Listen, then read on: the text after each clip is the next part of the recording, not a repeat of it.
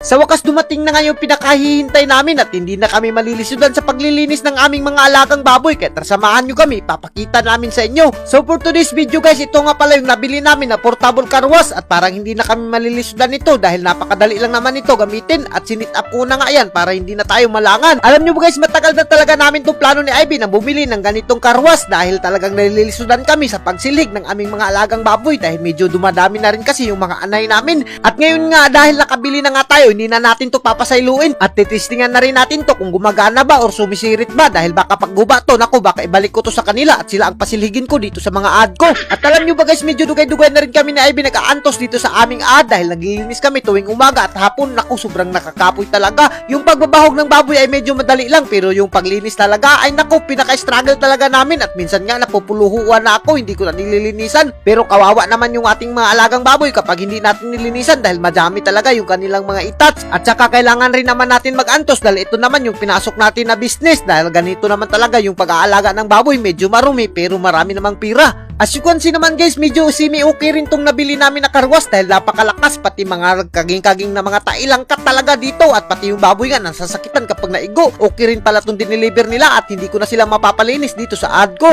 At pati si Ivy nga sobrang tuwang-tuwa siya na may halong tears of joy dahil hindi na daw siya makakasilig dito sa aming alagang baboy. At sa puntong ito, hindi pa rin talaga ako makapaniwala sa narating namin ni Ivy at hindi namin inaasahan na magkakaroon kami ng ganito kadaming mga baboy. At hindi pa rin talaga namin lubos maisip na makakayanan namin bahugan yung ganito kadaghan. Dahil alam nyo ba guys kung bakit? Dahil ultimo lang kami ni Ivy at ako ay walang trabaho noon at si Ivy naman ay nag-aaral pa, kaya naman hindi talaga namin ma-imagine na darating kami sa punto na mag-aalaga kami ng ganito kadaghan ng mga baboy. Pero thankful pa rin kami kay God dahil nakakayanan namin lutasan lahat ng mga problema namin at nababahugan namin at natutustusan namin. Naalala ko pa noon October 2022, 2 years nang nakalipas, sabi ko kay Ivy na what if mag-alaga tayo ng baboy, at dahil parehas kami ni Ivy ng mindset kaya nag-start kami mag-alaga ng dalawa at yung dalawang yun ay gagawin naming anay at super thankful talaga kami kay God dahil hindi niya kami pinabayaan dahil nung simula ng alaga kami ng baboy ay hindi pa kami nalulugi at this year mas lalo ulit kaming nagpapasalamat kay Lord dahil mas nadadagdagan pa ang aming blessings at mas nadadagdagan pa ang aming mga baboy. At alam nyo ba guys, dito sa lugar namin kahit marami nang nagkakasakit at kahit ubusan na yung mga baboy